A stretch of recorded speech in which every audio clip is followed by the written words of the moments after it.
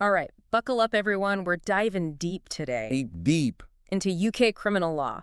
We've got a mountain of your suggestions, court cases, legal papers, even some philosophy thrown in. I'm excited to dig in with our expert. It's going to be fun. It really is. We're talking about liability, Yes. but not the usual kind. No. We're going beyond just the did they do it question. Right. We're looking at omissions liability, Interesting. which basically means can you get in trouble for stuff you didn't do? Fascinating stuff. It is. And then we'll tackle legal causation. Okay, so How do you prove someone's actions really caused something specific to happen? it's all about cause and effect, It is. but in the legal sense, Exactly. So which can get very complex. it can. Yeah, it can be surprisingly tricky. Well, let's start with this omissions liability. I mean, can I really get in trouble for something I didn't do? That seems a bit backwards. It does seem counterintuitive. It does. But there are situations where not doing something Right. is actually a crime. Really? It's not a blanket rule, though. Okay. It depends what the crime is. So, like, what's an example? Well, murder. Hmm. You can be found guilty of murder for failing to act, but unlawful act manslaughter, that's different. Okay, so how do we know which crimes this applies to? What's the rule? The key is something called a recognized duty to act. It Okay. has to be a legal obligation to do something. Not just a moral thing? Exactly. You might feel bad you didn't help, Right. but the law has to actually require you to act. I see. So my conscience isn't enough. Not in the eyes of the law, no. Got it. Any cases that show this in action? Oh, there's a really powerful one. R.V. Evans from 2009. Okay. It involved two half-sisters, Okay. Carly and Gemma. So Carly overdosed on heroin, Oh, wow. and Gemma, the sister, and their mother, Right. they were there. They even tried to make Carly comfortable, Okay. but they didn't call for help. Why not? They were afraid of getting into trouble. I see. So sadly, Carly died. Oh, that's awful. It is a tragic case. So even though Gemma didn't give Carly the drugs, Right. the court said she should have done something. Yes, the court decided Gemma knew it was a life or death situation Right. and had a duty to get help. This duty to act thing is pretty powerful. It is, and this case was particularly interesting because it expanded the idea of duty. In what way? Well, usually it's about directly causing harm. Right, like I hit someone. Exactly. But here, Gemma didn't directly cause the overdose. Right, but she contributed to a dangerous situation. I see. So even that can create a legal obligation. Exactly. The responsibility isn't just about the initial action. Wow, okay. So what kinds of recognized duties are there? What makes me legally obligated to do something? Well, think of it like categories of legal must-dos. Okay, I like categories. Makes it easy. So first we've got duty by law. So stuff that's like written down in the law. Exactly. It's spelled out in legislation. Okay. Like a railway worker who's supposed to close a gate, but doesn't, and that leads to an accident. That's duty by law. Makes sense. It's their job. Exactly. It's explicitly their duty. Got it. What about family? Does that create a duty? Yes, that's duty by bond. Duty by bond, okay. The most common example is parents and their kids. Yeah, that makes sense. You have to take care of your kids. There's a really sad case, R.V. Gibbons and Proctor, Okay. from 1919, where a father and his partner starved his child. Oh, that's terrible. It's a horrific case. It is. They were both found guilty of murder. Because they didn't feed the child. Yes, the father, because of his inherent duty as a parent, Uh-huh. and the partner because she had taken on that responsibility too. Wow, so the law takes those family obligations seriously. Very seriously. Okay, so we've got duty by law and duty by bond. Right. Are there other ways I can end up with the duty to act? Yes. We call the next one duty by choice. Duty by choice. It's like when you voluntarily take responsibility for someone. I see. A classic case is R.V. Stone and Dobinson Okay. from 1977. Oh, right. A couple took in the man's sister, Oh. who had anorexia. Hmm. They tried to care for her, but she sadly passed away. Oh. They were found guilty of manslaughter. Because they volunteered to take care of her. Exactly. They had assumed that duty of care. Even though they weren't, like, legally related. Right. They chose to take on that responsibility. So even if you're trying to help, you can become legally bound to keep helping. It's a complex area for sure. It is. Okay, so we've got duty by law, family, and choice. Right. Is there another way? There is one more. Duty by consequence. Duty by consequence. This is when you create a dangerous situation. Ah, I see. Or contribute to one. So, like, if I accidentally start a fire. Yes. And then just walk away. I can't just say, oops, not my problem. Not quite. There's a case, R.V. Miller, from 1983. Okay. A squatter accidentally set a mattress on fire, Oh. but didn't try to put it out. Oh, no. He was convicted of arson Because he started the fire. because he created the danger and had a duty to act. So these categories really make you stop and think. They do. They really highlight that we have responsibilities. We do. Okay, so let's say you see someone in trouble. How do I know if I'm legally required to do something or if it's just, a good person thing? That's a really common question. It is. The key is there a recognized duty that applies to you in that situation? Right? And remember, Okay. fulfilling your duty doesn't mean being a superhero. So I don't have to, risk my own life. No, it's about taking reasonable steps. Reasonable steps. Given the situation. So what's reasonable for, a trained lifeguard would be different for me who has zero medical training. Exactly. Context is everything. All right, this omissions liability is mind-blowing, but now I'm curious about the other part, causation. Okay. Yeah. It seems like it's about proving someone's actions directly caused something specific to happen. You're on the right track. Am I? Yes, causation is key when the crime involves a result. Like an injury or death. Exactly. So it's not just did they do something bad, it's did their bad action lead to the bad result. That's it. The prosecution has to prove an unbroken chain. Ooh, a chain. A direct link between their actions and what happened. Like if I trip someone and they skin their knee, Exactly. that's different from tripping someone who then falls down a flight of stairs. Yes, the outcome is much more serious. And that chain is unbroken. Exactly. But if something breaks that chain, then they might not be fully responsible. Ooh, interesting. We'll get into that later. Well, okay, I can't I think it's even more complicated. I bet it does. But for now, remember, okay. 2 steps to proving causation. Okay, 2 steps. Factual causation Right. and legal causation. Okay, so we've got the did they do it, Yes. and now the did what they do cause the specific outcome. Precisely. They work together. They do. All right, let's tackle factual causation first. What's the gist of that? It's about that basic link. Okay. Did the action cause the result? Right. Where we use what's called the but-for test. The but-for test. It's a simple question. Okay, hit me with it. But for the defendant's actions, would the result have happened anyway? Ooh, that is a good question. It is. It helps to have a case example. Oh, I love a good case example. So there's a classic one, R.V. White from 1910. All right, 1910, lay it on me. A man tried to poison his mother, Oh, wow. but she died of natural causes before the poison worked. Oh, so even though he meant to kill her, Yeah, he wasn't the actual cause of death. right, because she would have died anyway. So, but for his actions, Yeah, the result's the same. exactly. He couldn't be convicted of murder, Oh, interesting. but he could still be liable for attempted murder. So he wanted to do it, Yes, even though it didn't happen the way he planned. the law recognizes intent. Wow. So even if the result isn't what you wanted, you can still be in trouble. That's right.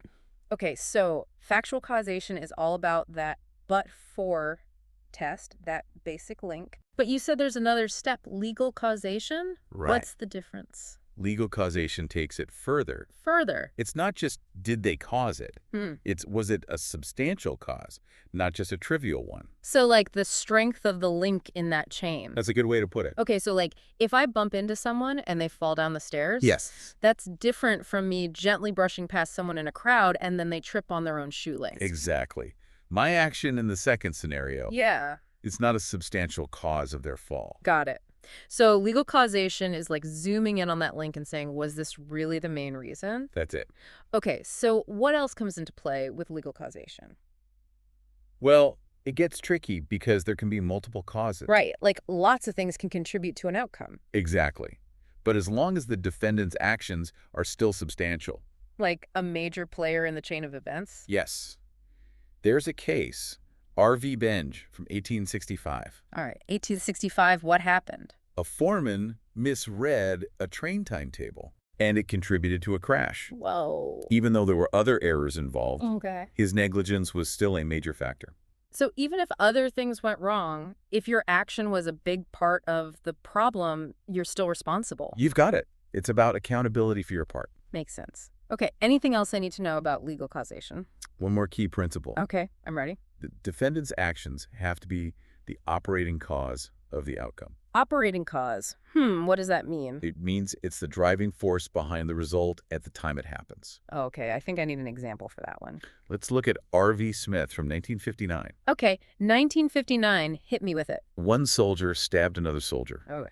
but the injured soldier received bad medical care and died. Oh, so the stabbing wasn't the only factor. Right, and the court had to decide, was the stabbing still the operating cause, even with the bad medical care? I see. So was it the stabbing that really caused the death? Exactly. Wow, that's tricky. It is, but the court decided it was the driving force. So the original attacker was still responsible. Yes, even with the other factors involved. Wow, this causation stuff is intense. So we've got factual causation with the but-for test, and then legal causation, Right. which is all about whether it was a substantial and operating cause. You got it. Two sides of the same coin. They are. And it's fascinating, but also makes me glad I'm not a lawyer. It's definitely complex. But there's one more layer we need to talk about. Another layer. What is it? Intervening acts. Intervening acts. What are those? They're things that can actually disrupt that chain of causation. Ooh, disrupt the chain. Yes. Yeah. And potentially shift responsibility away from the defendant. Wait, so someone can do something that causes harm, Yeah. but then something else happens, Right. and suddenly they're not responsible anymore. Sometimes, yes. It's all about how those intervening acts affect that chain of events. Okay, now I need to know more about these intervening acts. Well, that's what we'll dive into next time. Oh man, this is like a cliffhanger. It is. We'll untangle those knots in our next deep dive. I can't wait. This UK criminal law is truly fascinating. It is. It really makes you think about how everything's connected. It does. All right, deep divers, make sure you tune in for part 2. We're going to uncover those intervening acts and all the ways they can change the legal game. It's going to be a wild ride. It is. Until then, keep those legal brains buzzing. And stay curious. All right, welcome back, deep divers. Last time we were exploring how doing nothing can actually be a crime. Omissions liability, right. That's the one.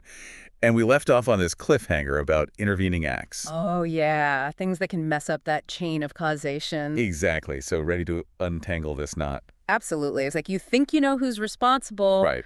but then, bam, something unexpected happens. It changes everything. Exactly. So what kind of things can throw a wrench in the works, legally speaking? Well, let's start with a curveball. Acts of the victim. Acts of the victim. Okay, so if someone gets hurt, but they did something that contributed to it, does that change who's to blame? It can.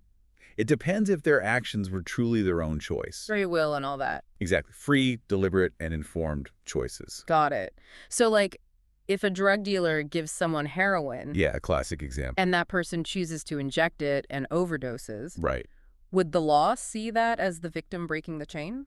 It might, yeah. The dealer provided the drugs, Yeah. but the victim made the ultimate decision to use them. So it's like they provided the tool, but the victim chose how to use it. A good analogy. But does that mean the dealer is totally off the hook? It's not always black and white. There are nuances. Okay, what kind of nuance? What if the victim's actions were because of a threat from the defendant? So they weren't acting out of free will? Exactly. Like, imagine someone jumps out of a window Oh, wow. to escape an attacker. That's terrible. It is. But the attacker is still responsible for the injuries. Even though the victim chose to jump. Yes, because it was a direct response to the threat. So it's not just any choice, it's a choice made under duress. You got it. Any examples come to mind? I feel like we've talked about so many cases already. We have, but this one's important. R.V. Roberts. Okay, R.V. Roberts, remind me. From 1972, a woman was in a car with a man Okay. who made unwanted sexual advances, Oh, no. and she jumped out of the moving car to escape. He got hurt. Yes, and the court said her actions were a reasonable response to the threat. So he was still responsible. Exactly. Her choice was a direct result of his actions. Wow. So it's about whether the victim's actions were a natural reaction to what the defendant did. That's it. And even if they don't try to avoid harm. Like if they don't go to the hospital. Yeah. Even then, the defendant is still liable for the initial harm. So their inaction doesn't erase the original wrong. It doesn't. Okay, so we've looked at situations where the victim's actions can disrupt the chain. Right. Now let's shift gears. Okay, where are we going? What happens when a third party gets involved? Ooh, like a bystander? Someone who witnesses the event. Exactly. We call this third-party intervention. Third-party intervention, okay. And it can really change things up. So for a third party to break the chain of causation, Yeah. Their actions have to be totally independent. They Right. do. Not influenced by the defendant in any way. So it has to be like a completely unrelated action that changes the course of events. A good way to think about it. Imagine someone assaults another person. Okay. I'm imagining. They're injured, lying on the ground. Right. But then someone completely unrelated comes along Okay. and, I don't know, stabs the injured person. Oh, wow. The original attacker wouldn't be responsible for the death. Oh, I see, because the third party's action was so separate. Exactly. It breaks that chain of events. Wow. That's intense. It is. And it shows how complicated these scenarios can get. They do. Okay, so what about medical treatment? That seems like it could be a tricky area. It is, because you have the original injury. But then the medical intervention can make things better or worse. So how does the law deal with that? The general rule is that the original wrongdoer is still responsible. Even if the doctor messes up. Generally, yes. Their action started the whole chain of events. So even if I injure someone and then a doctor makes a mistake that makes it worse, Yeah. I'm still on the hook. Most likely, yes. Wow, that seems a bit unfair. It can seem that way, but it's about holding the original actor accountable. So when would medical treatment break the chain? It has to be so grossly negligent, Like really, really bad. exactly, that it becomes the dominant cause of the outcome. The main reason for the harm. Yes, we're talking palpably wrong treatment. Palpably wrong. I like that phrase. It's a legal term of art. It is. So give me an example. What would be palpably wrong? Imagine a surgeon leaving a scalpel inside a patient. Oh my gosh. That's so far outside acceptable practice. It is. You'd never expect that to happen. Exactly. That could be argued to be the dominant cause of any further harm. So the focus shifts from the original injury to the doctor's mistake. Right, because it was so egregious. Wow. Okay. So the legal system is trying to be fair, It is. but also hold people accountable for their actions. It's a balance. It is. Okay, what's next? What other intervening acts are there? We've got one more category. Those acts of God. Acts of God, so like natural disasters. Exactly. Earthquakes, floods, things you can't predict. Okay, so if one of those happens, does it automatically break the chain of causation? It can, but there's a caveat. But a caveat. It has to be truly unforeseeable So no one could have predicted it. to both the defendant and a reasonable person. I see, so it can't be something they should have seen coming. Exactly. Like if I leave someone injured outside during a thunderstorm, And they get struck by lightning, I might still be liable. because a reasonable person would have known that was a risk. Precisely. The law expects us to use common sense. It does. This whole discussion of intervening acts is fascinating. It is, isn't it? It shows how much more there is to criminal law than just, did they do it? It's about so much more than that. It's about choices, consequences, and things you can't control. It is. And it highlights how difficult it can be to figure out who's truly responsible. It does. It's like a puzzle A very complex puzzle. with lots of moving pieces. Exactly. But that's what makes it so interesting to study and understand. It does. All right, deep divers. We've covered omissions, liability, causation, and all these mind-boggling intervening acts. We have. I feel like we've gone deep down the rabbit hole of UK criminal law. We have. But we're not done yet. There's more. There's more. In our final part, Ooh, the final part. we'll bring it all together Okay, and explore what these legal concepts tell us about society as a whole. I'm intrigued. So stay tuned, deep divers. We'll see you soon for the final chapter of our UK criminal law adventure. Wow, deep divers. We're back for the final part of our UK criminal law deep dive. And I'm telling you, my head is spinning after all that. It's been a wild ride. It has. Omissions, liability, causation, Yeah. those intervening acts. It's a lot to take in. It is, but Yeah. so fascinating. Absolutely. It really shows how much goes into deciding who's responsible when things go wrong. It does. You know, one of the things that really stuck with me is that idea that you can be liable for something you didn't do. Ah, yes. Omissions liability. That's the one. Those recognized duties to act. Duty by law, duty by bond, duty by choice, duty by consequence. Right. It really makes you think twice about just walking by when you see someone in trouble. It challenges those assumptions, doesn't it? Yeah. We think of law as punishing bad actions. Yeah, like you did something wrong. Right. But omissions liability says you didn't do something right. And that can be a crime too. Exactly. It blurs the lines between what's morally right and what's legally required. It does. Makes you think about your own responsibility. Absolutely. In any given situation, do you have a duty to act? It's a tough question. It is, and sometimes there's no easy answer. No easy answers in law, it seems. Not always. But that's what makes it so interesting. It does. And then there's causation. Ah, yes, the link between action and outcome. I thought I understood cause and effect. Haha, seems simple on the surface. It does. But then we got into the but-for test and legal causation. Substantial and operating cause. Right. Was it really the defendant's actions that led to the harm? It's all about proving that link. And then, just when I thought I was getting it, We threw in the intervening acts. those were wild. Like the victim does something unexpected, or third party gets involved, or there's a natural disaster. It's amazing how many things can disrupt that chain of events. It is.